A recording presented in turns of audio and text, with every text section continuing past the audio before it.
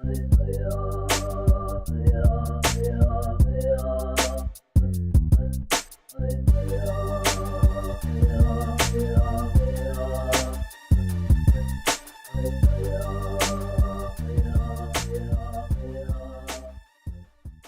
and welcome back to the Red Zone Warriors Fantasy Football Show. I am Rob, the Commish Smith, here as always with my partner, Jay Cushman Corsel. How's it going today, buddy? Well, it's going pretty good. As always, any week the Lions win, it's a good week. It's a good week, and you can probably tell I'm hoarse because, well, Denver won. So we'll talk about that here in the upcoming breakdown of the games. But remember, everyone, tweet us all your fantasy football questions at Red Zone Warriors. All right, Jay, let's get right at it. Inquiring minds want to know what's going on with the injuries around the NFL. All right, well, injuries around the NFL. Well, here's one that is hopefully good news to a lot of people. Well, a lot of people who aren't fans of the Green Bay Packers, Chicago Bears, or Minnesota Vikings. And that news is that Calvin Johnson will make the trip to London. Yes, ladies and gentlemen, he will make the trip to London. They were saying that he wasn't going to come back until after the bye week. But it's looking like he might play. I'm just going to go ahead and say it, though.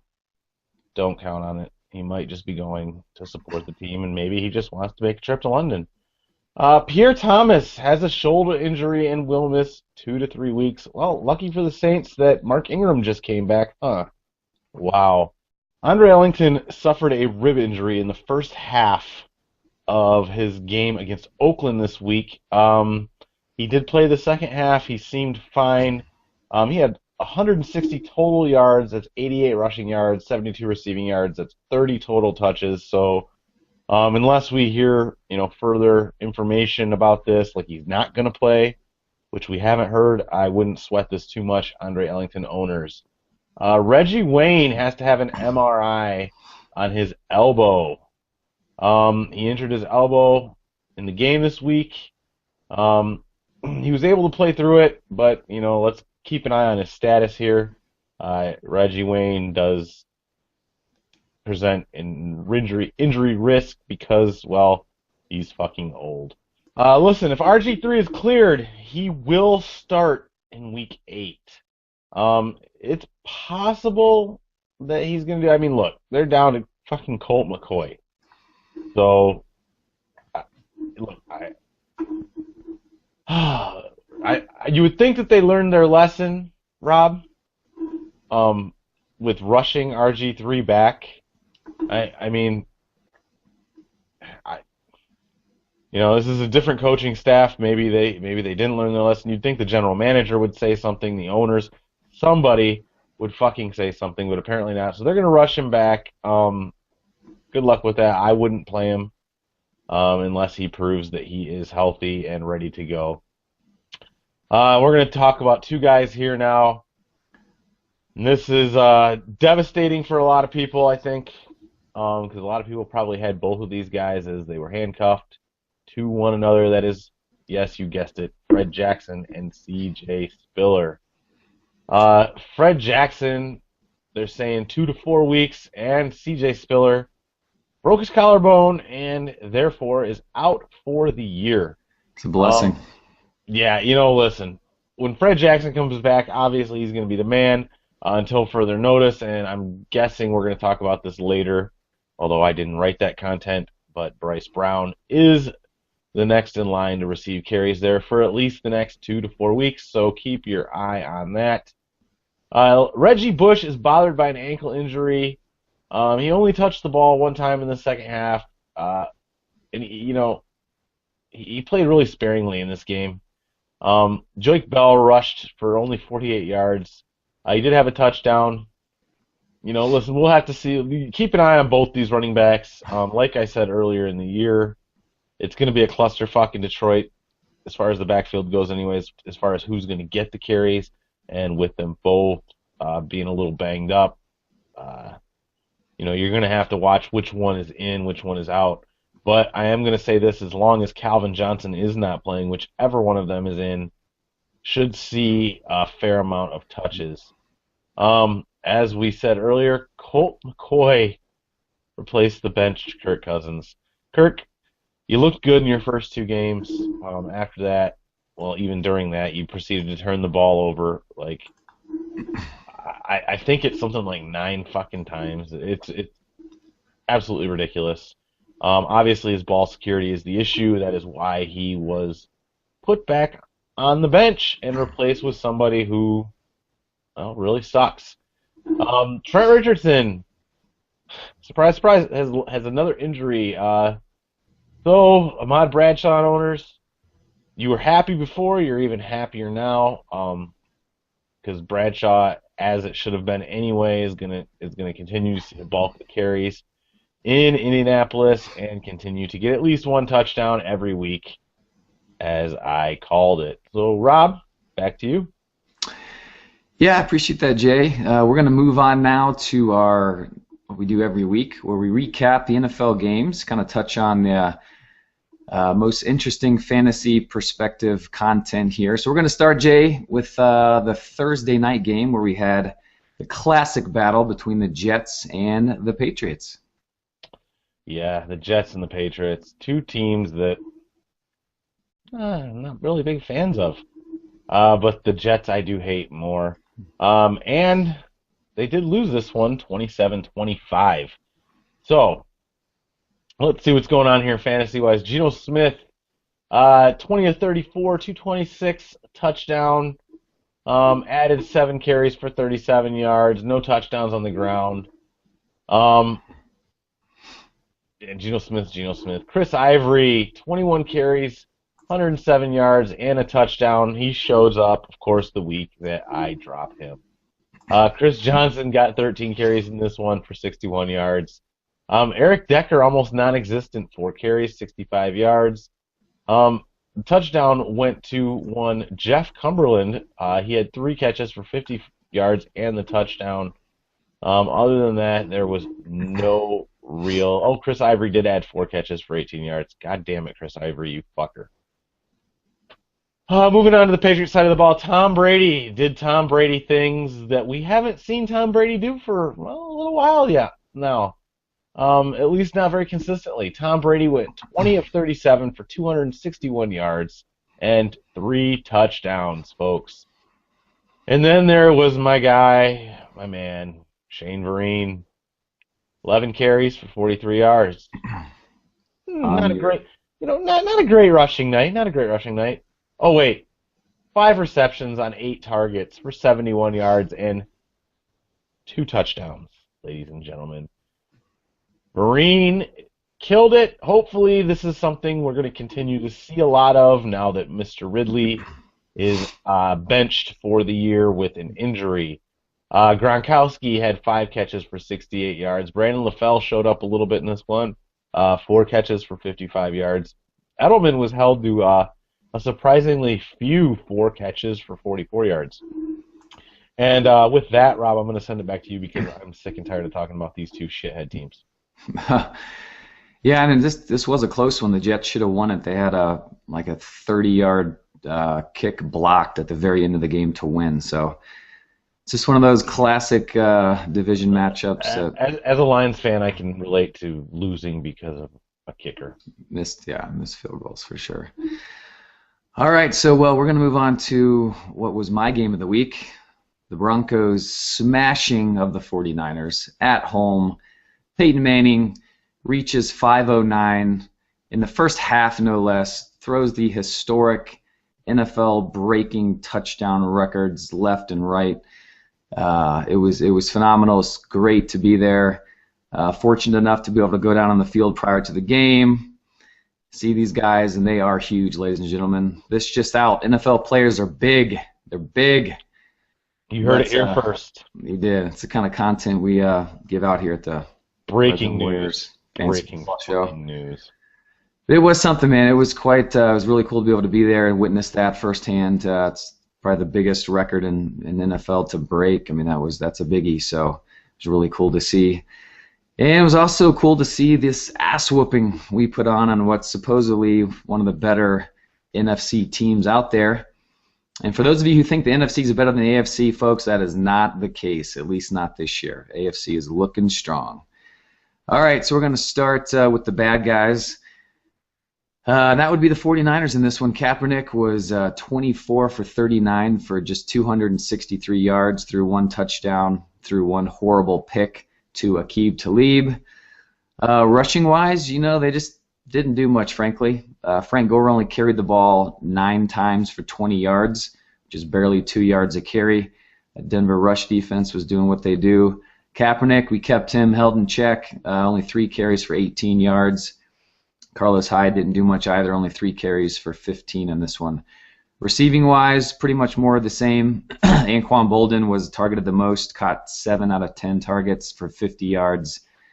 Steve Johnson did get a touchdown and 79 yards to go with that, as well as it's Bruce Ellington, some no-name guy there who caught a touchdown. But at the end, it was all about Peyton in this offense and, well, the defense. Peyton Manning was 22 of 26 for 318 yards and 4 touchdowns. People were wondering if he would get that record. Not even a problem. First half, he gets the record. So, and when you see Osweiler, the backup, start and come in on the game in the beginning of the fourth quarter, there is a route is being done. That is for sure. He got a lot of playing time in this one. Rushing-wise, Ronnie Hillman looked really good. 14 carries, 74 yards, average over 5 yards a carry, and 2 touchdowns. So he is the clear back to have in Denver. Juwan Thompson kind of made his regular season debut. 6 carries for 30 yards. Looked pretty good doing that as well. Receiving-wise, Demaryius Thomas crushed it yet again. 8 catches for 171 yards and 2 scores. And he was also the lucky recipient of the number 509 record-breaking touchdown pass from Peyton Manning. So that was pretty cool. Wes Welker and Emmanuel Sanders also scored in this one, but didn't do a whole lot other than that. So that is it for the historic Denver rout of the 49ers, Jay. All right, well, congratulations to Peyton Manning and Denver fans everywhere. I'm sure you're thrilled with the passing touchdown pass record. Although, we're going to go ahead and move on here and talk about, well, the team that is going to do what Seattle did to you last year and crush your championship hopes come Super Bowl time. Yes, that's right, ladies and gentlemen, you guessed it. I'm talking about the Detroit Lions, who were able to sneak past the New Orleans Saints this week, 24-23, and we'll go ahead and talk about the Saints, and I use that term loosely here. Drew Brees did Drew Brees things. I mean, yes, the Lions do have the number 1 defense in the league, but what are you going to do against Drew Brees? He was 28 of 45, 342 yards, 2 touchdowns, but he did throw one ever-important interception towards the end of the game that set the Lions up for the win. As I said, the Lions' number 1 defense held the Saints' rushing game in check here, ladies and gentlemen. Kerry Robinson, 3 carries, 26 yards. Mark Ingram, 10 for 16. Pierre Thomas, 6 for 13. Passing game, was a little bit better. Marcus Colston actually showed up in this one. 6 catches for 111 yards, although he was not able to add a touchdown here. Kenny Stills, though, on the other hand, did get his first touchdown of the year. He also had 5 catches for 103 yards. Brandon Cooks had a couple catches here. Pierre Thomas, normally, as normal, had a few catches, although he did go out, as we said, with a shoulder injury in this one. Ingram had a couple catches. Other than that, my Lions defense really just told the Saints to sit down and shut the fuck up. On the other side of the ball, Matt Stafford, 27 of 40, 299 yards, 2 touchdowns, 2 picks. Come on, Matt. Stop throwing the interceptions, man. Joik Bell, 18 carries for 48 yards. Reggie Bush, 4 carries for 10 yards. Joik did get the touchdown in this one. He also added 2 catches for 19 yards. Bush had 5 catches for 22 yards. Brandon Pettigrew actually held on to 4 of 6 targets on Wow. Sunday. Yeah, amazing. His stone hands seem to be softening a little bit over the past few weeks here. Jeremy Ross had 3 catches. Corey Fuller, the fullback, had 3 catches for 44 yards and a touchdown. And Golden Tate, ladies and gentlemen, I just want to take a moment here to express my gratitude to the city of Seattle for trading us Golden Tate. And I know that you're going to really miss him now that Percy Harvin is gone. But thank you, because he had 10 catches for 154 yards and a touchdown in Calvin's absence. Yes, that's right. You heard it here. The Lions will beat the Denver Broncos in the Super Bowl 45-10 with the #1 defense in the league. Rob? All right, well, back to reality. That is reality, bitch. You shut up. Yeah. All right, so we're going to move on to the lowly Falcons, who got drubbed because the Falcons, well, they're not very good. They lost to the Ravens 29-7. Got to tell you, Red Zone Warrior fan base, community, our brothers in arms, sisters, really concerned about Matt Ryan here, people. Really concerned. Definitely. Scares the living shit right out of me. Yeah, we've got him in a couple leagues. Man, the offensive line is horrendous. Their backups are getting hurt. One of their guys got hurt just this past week. It's not looking good there. So it hurts Julio, hurts everybody. And it shows when that offense can only score 7 points. So Matt Ryan was 29 for 44 for just 228 yards and just 1 touchdown. So he is not exactly getting it done fantasy perspective either.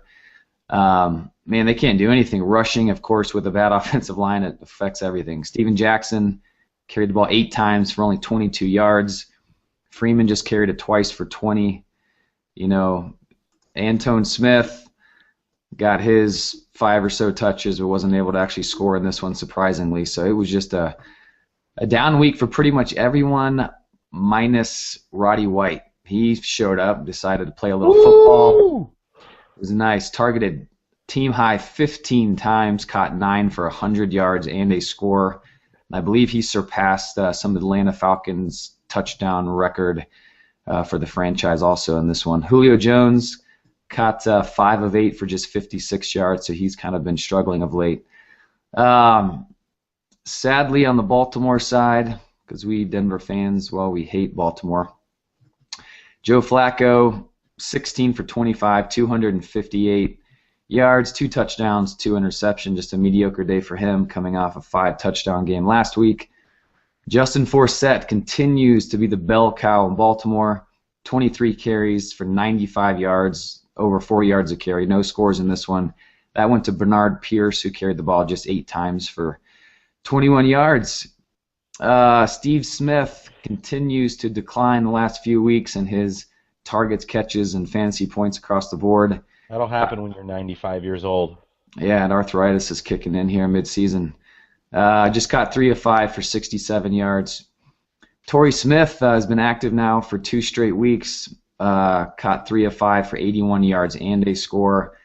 So he's a guy that you can actually now consider as a wide receiver 3 or possible flex as he's getting more and more active. And Owen Daniels, with the injury to Dennis Pitta again a few weeks ago, he was targeted team high 9 times, caught 6 for 58 and a score. So he's becoming more and more relevant as the weeks go on.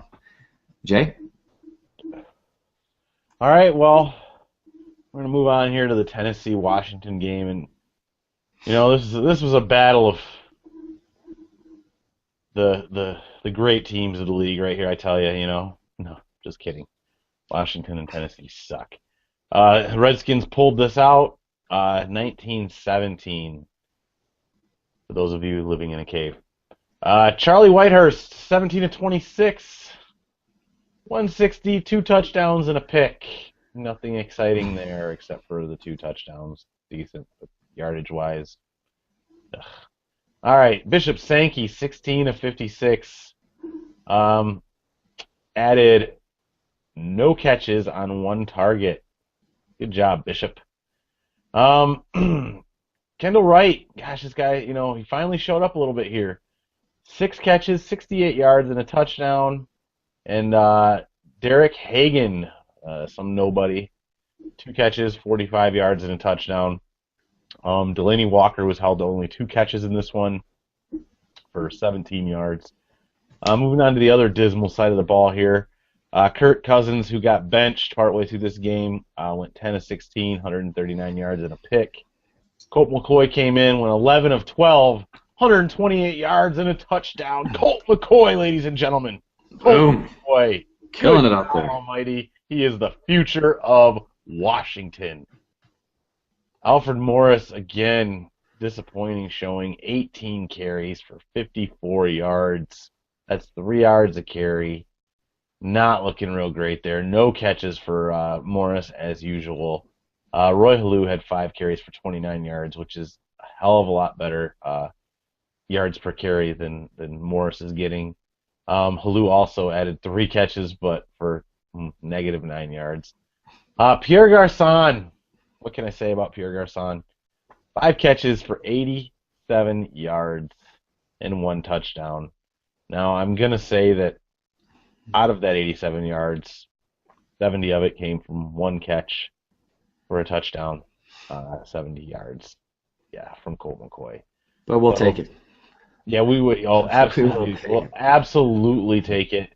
Just to also add to Kirk Cousins' demise here, he also did lose a fumble in this game, so that's 2 turnovers in the game. Other than that, there's not much to talk about here.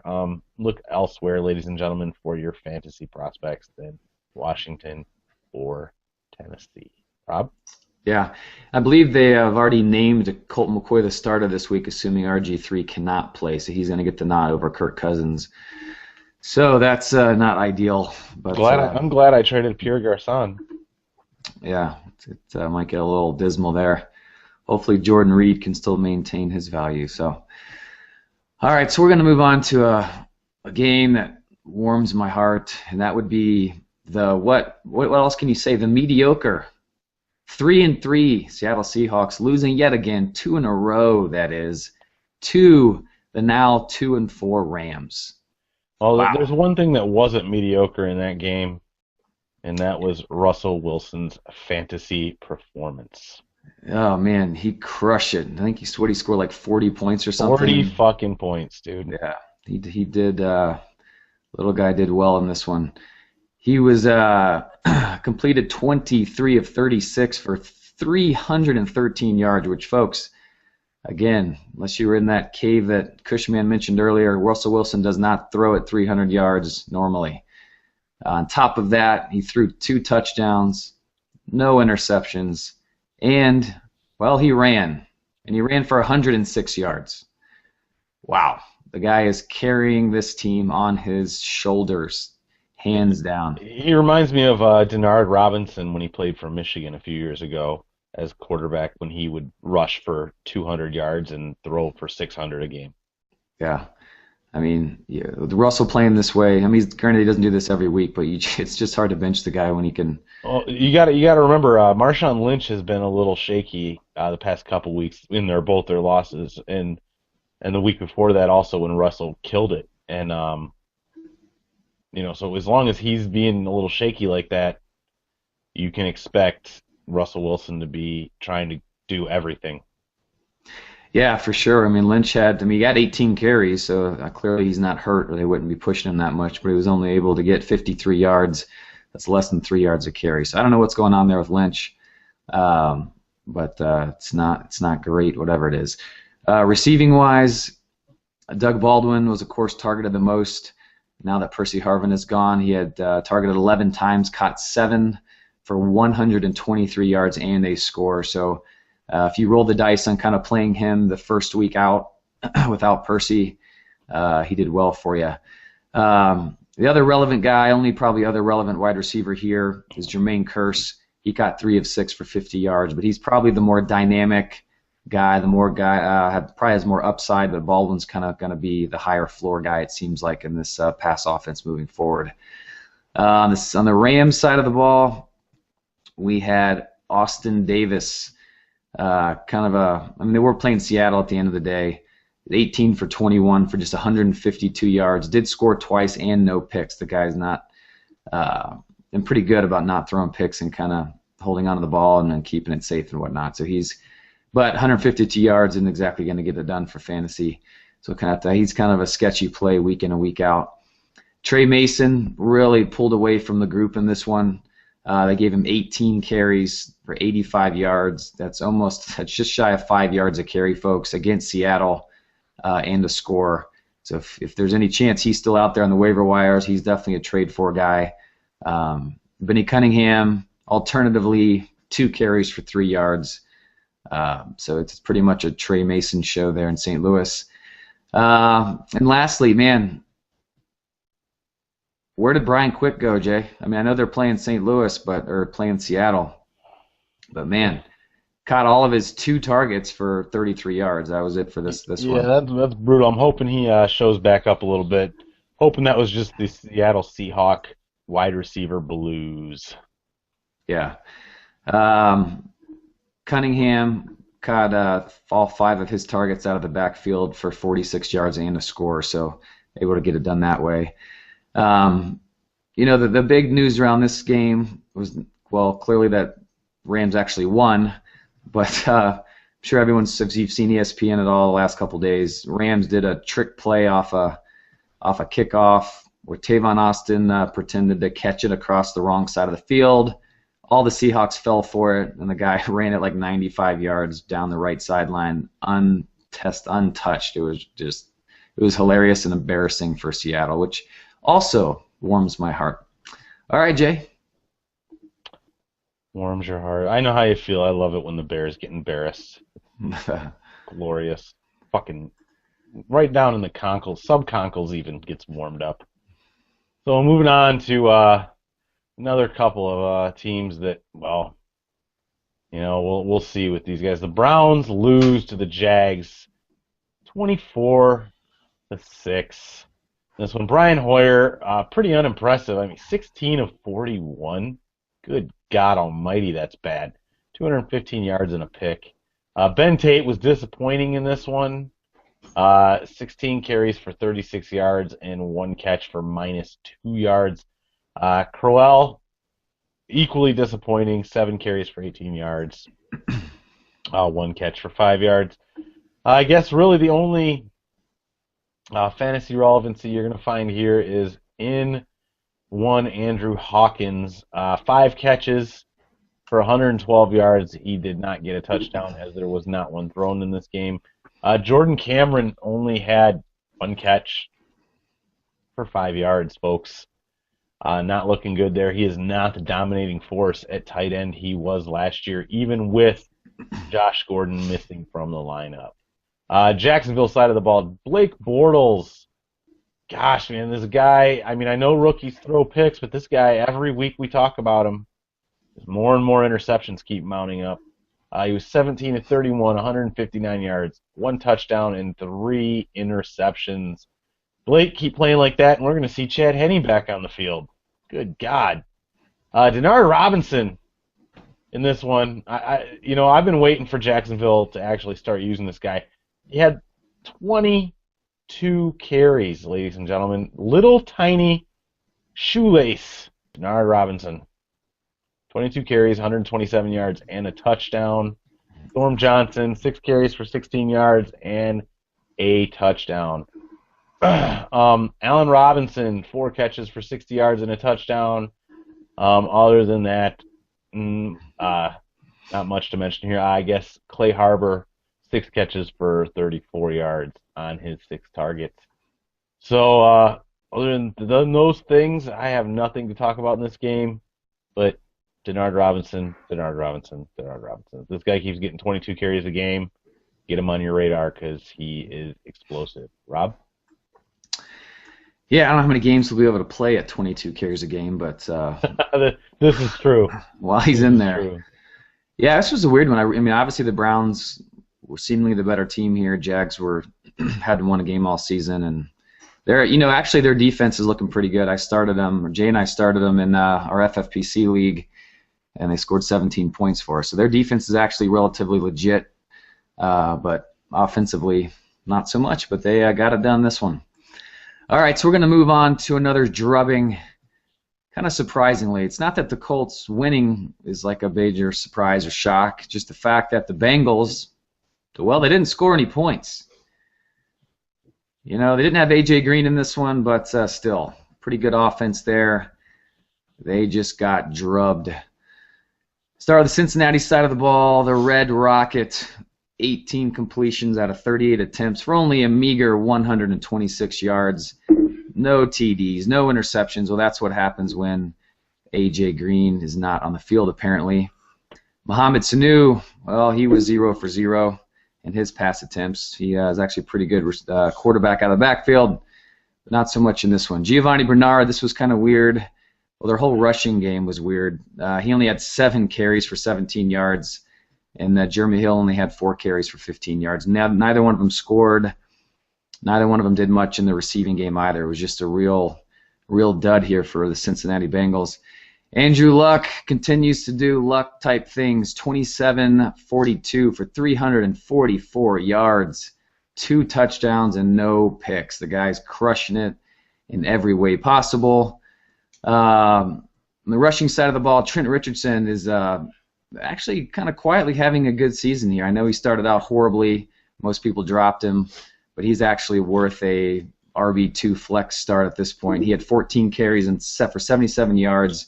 He 5.5 average. What? Man. Well, I'm telling you. Eating some of those Marshawn Lynch Skittles or something, but something's going right for him. Ahmad Bradshaw, 10 carries for 52 yards and a score. My man. Yeah, but this was mostly done through the air, ladies and gentlemen. T.Y. Hilton continues to be targeted the most on this team. 9 targets, caught 7 for 107. No scores, but hey, PPR league, 7 catches for 107 yards, you will take it. Kobe Fleener continues to hurt Dwayne Allen's fantasy progress here as the season continues. They're both getting targeted about the same amount every single week. Fuck you, Fleener. Yeah, just who gets the touchdown? Well, Dwayne Allen got the touchdown on this one. It was quite a fantastic sideline scamper. Got it done. Let's see. Well, that's it pretty much for the drubbing of the Bengals. Jay, back to you.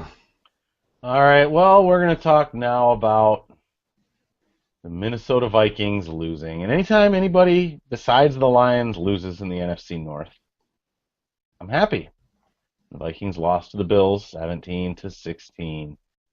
Bridgewater, 15-26, 157 yards, 1 touchdown, 2 picks. Jerick McKinnon continues to be the man here, even though last week the Vikings coach came out and said something to the effect of he was going to level that out. Well, Jerick McKinnon got 19 carries for 103 yards, added 2 catches for -2 yards, which isn't usual, by the way. He usually does well out of the backfield receiving. Asiata, on the other hand, only had 6 carries for 24 yards, and 1 catch for 13 yards. Greg Jennings, 6 catches, 77 yards in this one. And Cordell Patterson did get a touchdown here, but he only had 2 catches for 9 yards. Kyle Orton, folks. Kyle, I no longer have a rape stash Orton. 31 of 43, 283 yards, 2 touchdowns, 1 pick. Kyle Orton continues to be 10 times better than E.J. Manuel ever thought of being. C.J. Spiller had 1 carry for 53 yards and then broke his collarbone. Anthony Dixon, 13 carries for 51 yards in this one. Fred Jackson only 3 for 12. Again, he also hurt himself. Sammy Watkins, man, had a big day, folks. Again, if you were in that cave under that rock, you didn't hear about this, then turn SportsCenter on or something here. Sammy Watkins, 9 catches, 122 yards, and 2 touchdowns, folks. 2 touchdowns. Kyle Orton meet Sammy Watkins. Sammy Watkins meet Kyle Orton. Yeah, hey, match made in heaven, apparently. Or at least in Buffalo. They sit down and eat wings together, apparently, on a weekly basis. Chris Hogan, 5 catches for 63 yards. Chandler, 3 for 36. Not a whole lot to mention here other than that. So I will send her on Back to you there, Rob.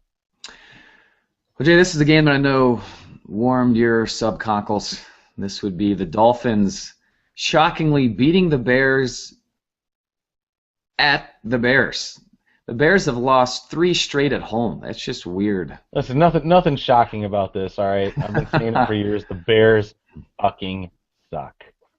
It just there was a lot of drama after this one in the locker room, a lot of Brandon Marshall talk, a lot of pissed off people because their offense is good. They've got great weapons, good quarterback, good running game, the whole 9 yards, good tight end. But to score 14 points at home, that is not going to get it done. That is not going to make people happy, except, well, if you're a Lions fan. Woo! So, speaking of that pass game by Chicago, Jay Cutler put up his worst game of the Miserable. season. He was 21 on 34 attempts for only 190 yards, 1 touchdown, 1 interception, and that's it. And that is not going to get it done. Matt Forte, 12 carries for 49 yards, did get a score, and did catch 6 of his 7 targets for 60 yards and another score. So Forte, matchup proof, doesn't matter. He's going to get his. Again, my favorite Sundays are those Sundays in which Matt Forte puts up over 20 points for me, and the Bears still lose. Yeah. Well, one of the reasons they lost is because Brandon Marshall only caught 6 for 48, and Alshon only caught 2 of 7 for 9 yards. That is not going to get it done. You know, the corners here for Miami, they're pretty good, but they're small. So you would have thought that the tandem of Marshall and Jeffrey, being 7'3" respectively, could have done some damage here, but that just was not to be. Ryan Tannehill, man, talk about a guy to maybe grab off waivers here, off the wire. Completed 25 of 32 for 277 yards, 2 touchdowns, no picks. He did well and has been doing well. He's averaging over 20 points a week for fantasy, so that is pretty legit. Lamar Miller, man, top 10 running back the rest of the way. 18 carries, 61 yards, and a score. Receiving-wise, Mike Wallace, again, is the most targeted guy here. 8 targets, caught 5 for 46, and yet another touchdown. And outside of that, Charles Clay, I know some of you might have started him as picked him up, tight end off waivers or whatnot. He caught 4 or 5 for 58 and a score. So he continues to have a pretty high floor week in and week out. And that's it for the Bears and the Dolphins. Yeah, that is it for the Bears. Remember that. Fuck the Bears. Hate the fucking Bears. All right. Moving on, we're going to talk about another NFC North team here. And what seems to be, as usual, the Lions' rival for first place in the NFC North. That is the Packers and their spanking of the Carolina Panthers by way of 38-17. We'll start with the losing guys here. Cam Newton, 17 of 31, 205 yards, a touchdown and a pick. Derek Anderson saw a little time here, 5 of 8, 43 yards and a touchdown.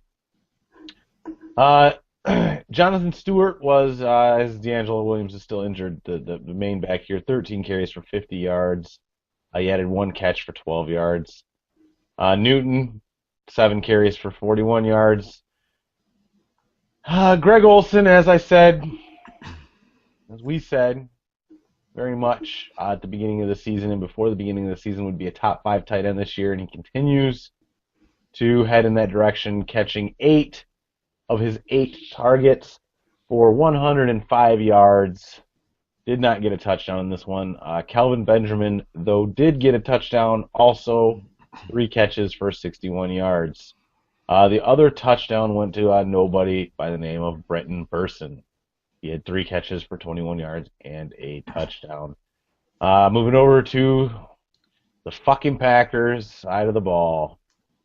Aaron Rodgers, 19 of 22, 255 yards and 3 touchdowns. Hey, surprise, surprise, Aaron Rodgers kicked ass. Eddie Lacy, 12 carries, 63 yards and a touchdown. James Starks actually had a touchdown in this one and also had 7 carries for 36 yards. Um, Lacey also had 3 catches for 10 yards. Starks 1 for 7. Randall Cobb 6 catches, 121 yards, touchdown. Guy's a beast when he needs to be. Jordy Nelson continues to rack up the numbers and the touchdown catches. 4 catches for 80 yards and a touchdown. And Devontae Adams, 1 catch for 21 yards, but he made her count, folks. Got a touchdown. For those of you who are hoping for Andrew Corliss to become the tight end that we all want Aaron Rodgers to have, please give this man a Jimmy Graham-esque tight end. Andrew Corliss only had 1 catch for 9 yards, so your hopes have been dashed. Back to you, Rob. Yeah, and I will say James Starks did tweak an ankle in the third quarter here, so it's kind of good for Eddie Lacy owners. Maybe get some more touches here in this next game. So we're going to move on to another game. That was great, again, for us Bronco fans, and that would be the Chargers surprisingly losing to the Chiefs.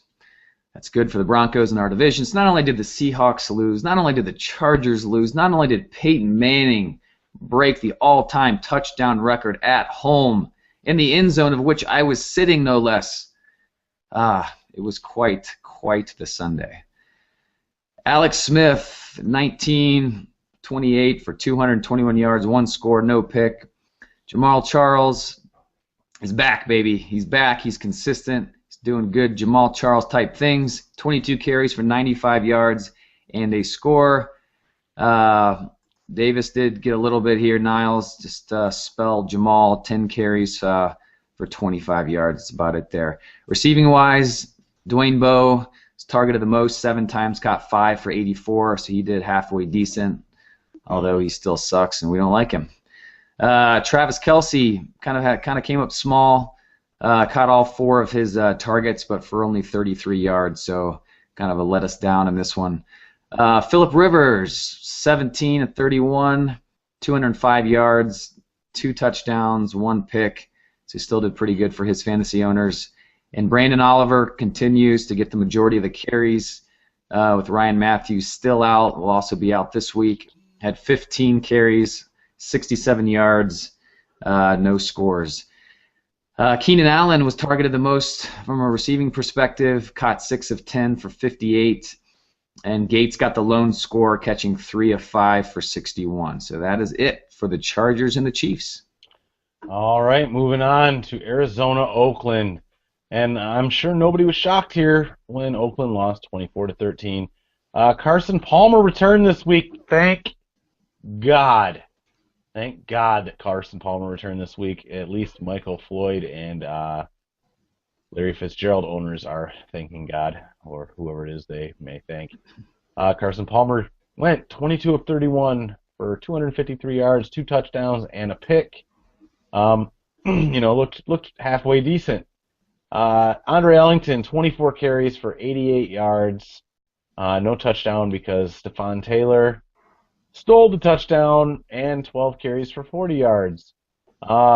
Ellington did add 6 catches for 72 yards on 9 targets, though, so don't worry, Andre Ellington owners. Your dominant little pass-catching back is safe in Arizona. Michael Floyd only had 3 catches in this one for 47 yards, but he did score a touchdown. Thank you. John Brown, 2 for 41. Fitzgerald, 4 for 21. The only other touchdown, again, went to Stephen Taylor. Yes, he stole a rushing touchdown and a passing touchdown this week, folks. Don't go rushing to pick him up, though, off your waiver wires because, well, really, that's the only time he's going to really do that. Moving on to the Oakland side of the ball. Derek Carr, 16-28, 173 yards, no touchdowns, no interceptions. McFadden, 14 for 48 and a touchdown. Jones-Drew, 3 for 6. Wow. This one, well, pretty crazy here. The leading receiver on the team this week was Bryce Butler with 1 catch for 55 yards. That's right, folks. The leading receiver had 1 catch. So where did all the other targets go, you might ask? Well, they went to James Jones and Darren McFadden. Jones, eight targets, 4 catches, 35 yards. McFadden, 8 targets, 4 catches, 7 yards. Obviously, Oakland just sucks. They do. They do indeed suck. All right, well, Jay, this happens every week, but I got to talk about yet another Cowboy win. Cowboys go to 6-1, have the most wins in the NFL right now. They haven't had a bye, but still 6-1, beating the Giants, which isn't exactly surprising, especially Victor Cruz not there. Beat them 31-21. What year is it? The Cowboys are fucking winning. Is it the 90s? Is Troy Aikman back? Is Emmitt Smith running?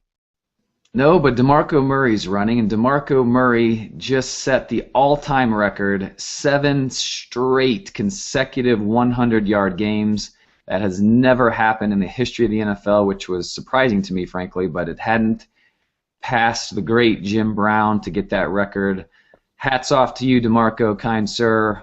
Well done indeed. Salute. Speaking of DeMarco, he got those 128 yards on 28 carries, averaging 4.6 yards a carry, and a score. The guy's a beast. He's killing it. But again, DeMarco Murray owners, listen to me. Listen closely. Go get the thief Joseph Randle on your team. Yes, he might steal underwear and cologne in his off time, spare time, when his day's off, whatnot. Who cares? He is the handcuff. And he needs to be on your roster because there's a decent chance Murray gets hurt with this much volume, so protect your investment. Tony Romo, 17 completions on 23 attempts for 279 yards, 3 touchdowns, 1 pick. 3 touchdowns will give you a pick. So he did pretty well there for his owners. Murray pretty much got all the rushing attempts for Dallas. Receiving-wise, Des Bryant targeted 13 times, a whopping 13 times, caught 9 of them for 151. Near miss on the TD. Call was reversed, so he was right there at the line. Didn't quite get in, though. And really outside of him, you had Terrence Williams, only caught 1 on 3 attempts.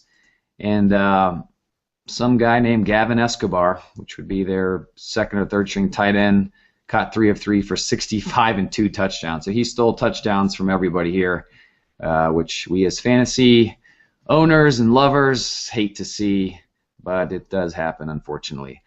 On the Giants side, Manning, Eli that is, had a pretty good day, kind of surprisingly, with Victor Cruz. First game back without him.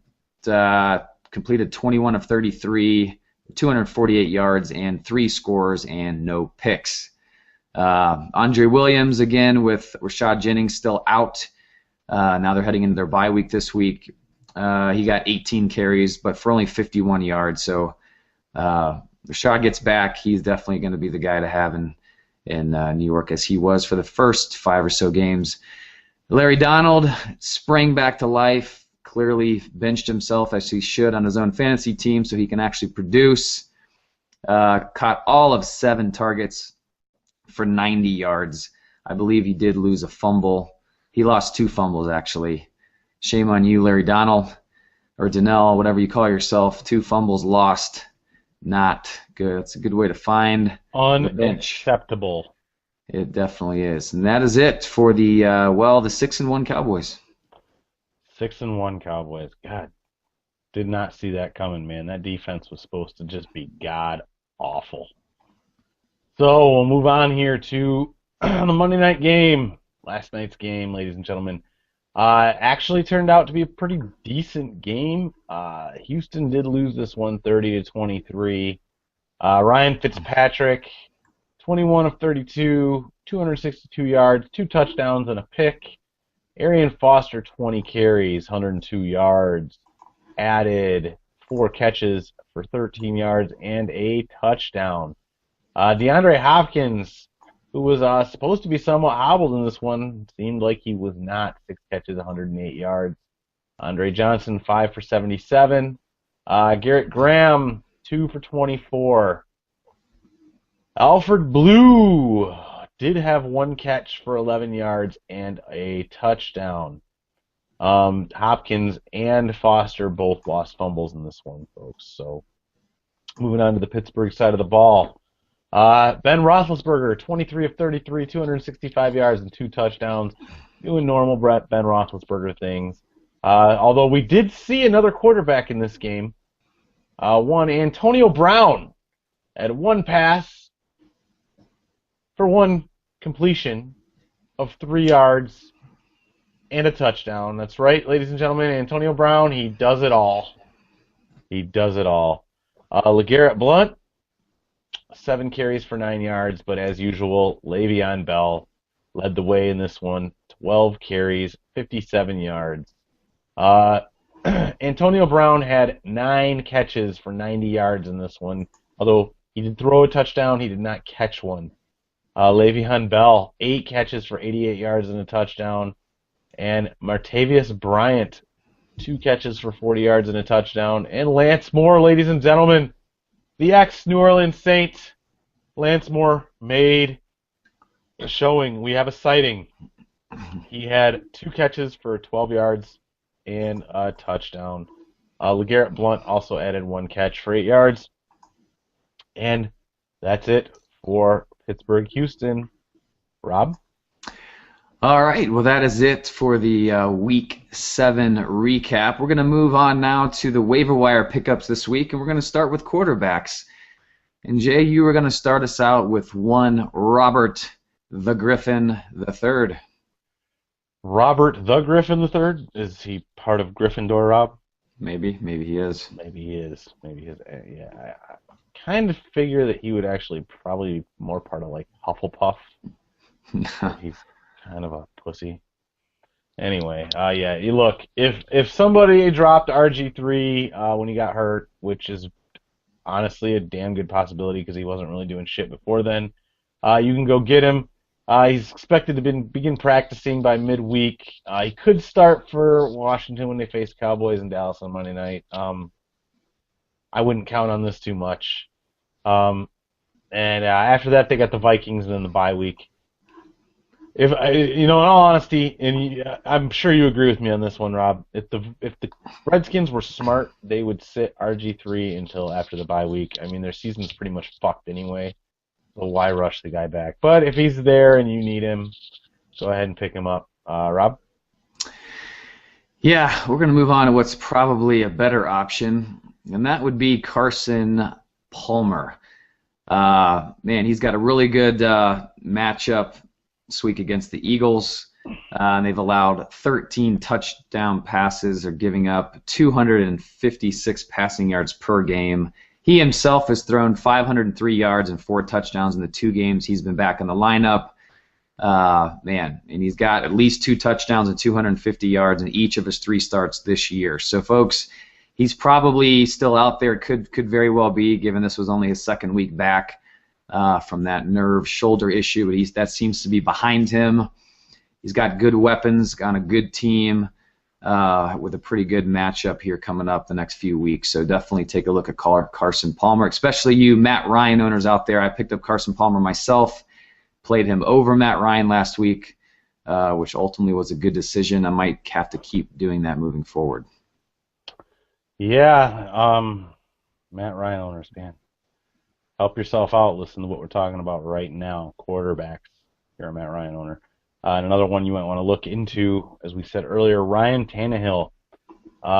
Look, he had kind of a shaky start, but he's been on a roll lately. He has 2 touchdown passes in each of his last 3 starts, in respectively 278, 244, and 277 yards in those games. He's also run for at least 35 yards in each of his last 3 games. And he's got a couple decent matchups coming up, with the Jags and the Chargers. After that, he's got the Lions, and I'm just going to go ahead and say it. Number 1 defense in the league, Ndamukong Suh, will make Tannehill his little shithouse bitch. Rob? All right, so we're going to move on to the once mustached wonder, no longer the case. The Bills QB, Kyle Orton, he went 31 of 43 for 283 yards and 2 scores last week. He's heading into a great matchup this week versus the Jets, who can pretty decent against the run, not so much against the pass. He's got a bye week after that and follows it up with the Chiefs. So another good option here as a possible starter. Bye week issues or trying to replace somebody who's underperforming. Kyle Orton is also some guy to look at. All right, so we're going to move on to the running backs, Jay, and you're going to talk about those guys out of St. Louis. Yeah, and those guys would be Trey Mason and Benny Cunningham. Listen, Mason's obviously the most valuable guy going forward here from a fantasy perspective. He had 18 carries for 85 yards and a touchdown in the Week 7 upset of the Seahawks. Look, Zach Stacy didn't even have a carry. He only played 1 snap. Drop Stacy if you got him. Cunningham seems to be catching some passes out of the backfield. I believe he still had a touchdown in this one. At least I know he scored some points on my bench in one of my leagues. They've got the Chiefs, the 49ers, and the Cardinals coming up. All teams that are, somewhat vulnerable to the run. 49ers might not be the greatest matchup in the world, but the other two don't look so bad. So if you are in need of running back depth, go grab yourself some Trey Mason or some Benny Cunningham. Rob?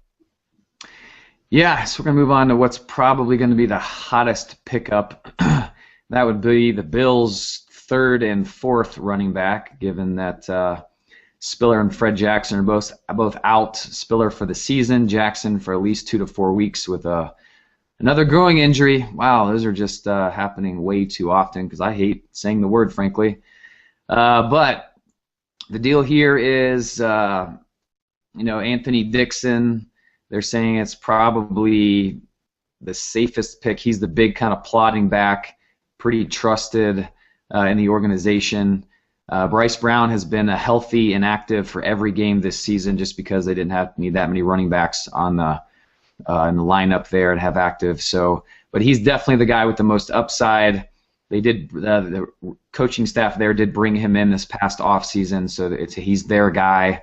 And even I think Fred Jackson came out and said they're not going to miss a beat with Bryce Brown out there. So the first week or two might be a little sketchy, but Bryce seems to be the better high ceiling option out of this backfield if you had to choose one or the other. And that's it for the Bills' backfield issues. All right. So we're going to move on here. As soon as I get done adding Bryce Brown to my fantasy roster in my neighborhood league. Well, they missed the boat there. That's right. No, they absolutely. Well, actually, somebody added. Hold on. What's the other running back? The guy that took over. Dixon, Anthony Dixon. Somebody added Anthony Dixon. Yeah. So instead of Bryce Brown, so they're going to be very upset. Submitted and okay. They are going to be very upset when they find out that Anthony Dixon is in fact not taking over for Bryce Brown. So moving on to Isaiah Crowell. We spoke about him last week. Look, it's going to dip a little this week, his stock.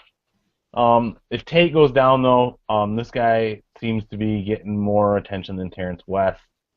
They got the Raiders coming up, the Bucs coming up, and the Bengals coming up. So, really, if you need a little bit of depth, Isaiah Crowell isn't the worst choice, but he's probably not the best choice. But if you're in one of those leagues where the running backs are just bare and gone, then Crowell might just be what you're looking for. Rob? Yeah, it was a really weird game day for the Browns. They did horrible. All their running backs did bad. I guess that center that center going out, Mack getting hurt, may have had more of an impact than people thought because they did not do so hot rushing the ball, which is what they do. So we'll have to kind of keep an eye on that. Hopefully Ben Tate hangs on and keeps his fantasy value. All right, so we're going to move on to the wide receivers. And hands down, if this guy wasn't picked up in the last couple weeks, he is the biggest waiver wire commodity out there, and that would be Giants wide receiver Odell Beckham Jr. Man, he got a pair of TD catches in the loss to the Cowboys on Sunday, and now has 3 TDs in the last 3 games. He was targeted 6 times and caught 4 for 34, but 2 of those were touchdowns. So, the rookie's got 10 catches for 106 yards over the 3 games that he's been involved in. And that's, again, Victor Cruz being out for the season clearly helps. And Eli Manning is absolutely looking for this guy. So if he's still out on the waiver wire, someone to pick up, especially this week because they are on bye. So it'd be a nice time to snag him because people aren't going to be looking for him, might not have to spend as much money, or somebody might actually drop him just because he's on bye because they have to. So just keep an eye out for him pre-waivers and post-waivers. And good luck with getting him if he's still on your waiver wire. Your league needs help. Moving on, Seattle. Now we all know the Percy Harvin trade. I don't even know if I really want to call it a trade at this point because, well, really the Jets gave up a 6th-round pick with the possibility of it being a 4th-round pick for Percy fucking Harvin. The guy might be an asshole, but that's a hell of a steal. So he's gone. So who's going to get the passes thrown their way in Seattle? Well, the answer is Doug Baldwin, Jermaine Kearse, and to a much lesser extent, possibly Paul Richardson. I'm going to go ahead and go out on a limb here, and I did go out on a limb in 2 of my 3 leagues and grab Doug Baldwin and say Doug Baldwin is going to be the guy to own going forward in Seattle as far as wide receivers go. Jermaine Kearse might be a little bit better of a downfield threat, but I personally, as far as fantasy-wise goes, and especially in the PPR leagues, the possession receiver, the guy that's going to get more targets, is, to me, more valuable. So Doug Baldwin, then Jermaine Kearse, then if neither of those guys is available and you're really desperate, Paul Richardson, but don't count on him doing much for you. They do have some nice matchups coming up with the Panthers, Raiders, and Giants coming up. So get yourself some Doug Baldwin or some Jermaine Kearse and reap the fantasy benefits. And we're going to go ahead and move on here to tight ends. And Rob, you're going to tell us about why we should or should not be picking up Charles Clay from the Dolphins. Charles Clay from the Dolphins. Well, Jay, he did produce a season-high 58 receiving yards and his first TD of the season in Miami's victory in Week 7 over the Bears. Man, he's got a good matchup this coming week against the Jags and a schedule that continues to be tight end friendly up into December. We've got the Chargers and then the Lions after that. So it's a pretty good tight end specific schedule, especially this week against the Jags. So again, if you're an owner hurting at tight end or guys underperforming or whatnot, there's a lot less plays this week than Charles Clay. It's actually a good daily league tight end possibly this week against the Jags. Probably somebody who's not going to cost a lot of your budget. Yes, the daily league factor. Been staying away from those this year. I get too upset with that many fantasy teams. Bad for the old ticker. You know how it is. So anyway, moving on. Jets tight end Jace Amaro. Look, he's had at least 3 catches in 5 straight games with 24 catches on 29 targets over that span. He had a 10-catch, 12-target game in Week 6, so that inflates those numbers a little bit. It's encouraging to see him so involved in his rookie season, but again, Percy Harvin was just traded to the Jets, so and it's not like Geno Smith is really going lights out at quarterback or anything like that, folks. So yeah, I mean, if you're desperate for tight end, need a bye week fill-in or whatever, this guy might be what you need. Rob? Yeah, we're going to wrap up the waiver wire pickups this week with the kind of the last possibly relevant tight end to mention, and that would be Jaguars tight end Clay Harbor. Of course, Mercedes Lewis is still sidelined with a high ankle sprain.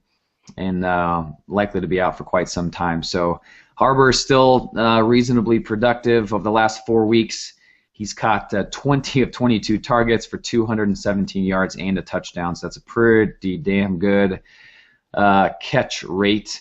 And he's got a pretty good matchups coming up this week against Miami, and then 2 great ones moving forward against Cincinnati and the Cowboys, both of which are horrendous against the tight ends in weeks 9 and 10. So he's definitely a guy to consider. All right, well, thanks, Rob. We're going to go ahead and move on here, and we're going to do who do I start a little differently this week. We're just going to go who do I start rapid fire. Rob, I'm going to go down a list. I've got Doug Baldwin, Emmanuel Sanders, Steve Smith, Golden Tate, and Eddie Lacy are the main guys we're going to talk about this week.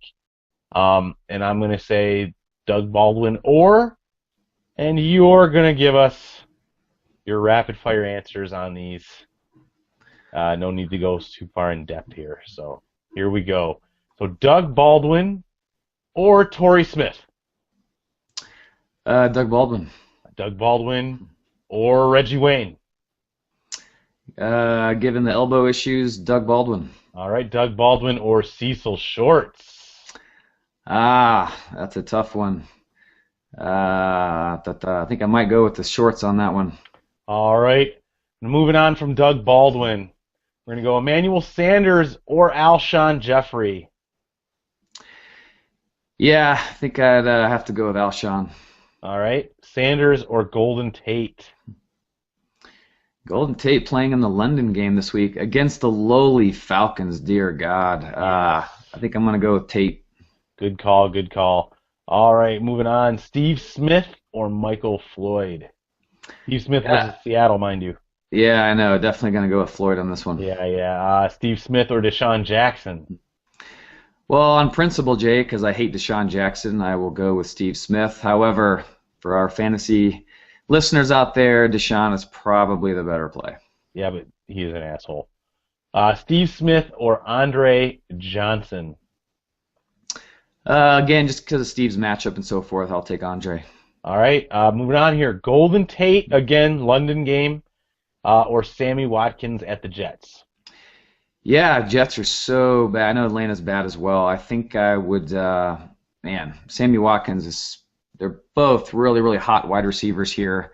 With the whole Calvin Johnson predicament, not sure if he's going to play or not, I'd probably give Sammy Watkins the nod, being Tuesday and all. All right, Golden Tate or Alshon Jeffrey? Oh, man. Yeah, I'd just can't sit Alshon. I'd go with Alshon. All right, Golden Tate or Vincent Jackson? This one I think Golden Tate's your more consistent guy here. I'd go with Tate. All right, good deal. We're going to move on to our last big group of questions here, and it's going to be a running back this time. Eddie Lacy at New Orleans or Ahmad Bradshaw at Pittsburgh? Wow, that's a tough one there. Trent Richard, well, they're both, luckily for both of these guys, their counterparts are injured. I'd probably have to go Bradshaw here, in the PPR especially. Didn't think that coming out at the beginning of the season, did you? No. All right, Eddie Lacy or Brandon Oliver? Yeah, man, but as a Denver fan, their rush defense is pretty legit. I think I would go with Eddie Lacy. All right, Eddie Lacy or a Stephen Ridley-less Shane Vereen? Yeah, versus Chicago, that's a pretty good matchup there. Man, that's tough. I would kind of cop out and say PPR. I would consider Vereen there. Standard, probably Lacy. Good answer. Fucking politician. All right, Eddie Lacy or Alfred Morris? Last one. Lacy. All right, and that is it for our start, sit, rapid fire this week. We'll do it again next week. We'll have a whole new list of names for the commish to try and pick apart and figure out what to do with. So, Rob, back to you. All right, well, that's it for this week's show. On the next show, we'll, of course, be discussing Week 9 waiver wire grabs, along with helping you decide who to start and who to sit, because that's what we do. In the meantime, go to redzonewarriors.com, where you can watch all of our previous episodes, see our rankings, and subscribe to and rate the show via iTunes. And don't forget to follow us on Twitter and tweet us all of your fantasy football questions at Red Zone Warriors. So for the Cushman, I am Rob the Commish Smith, and we will catch you next time.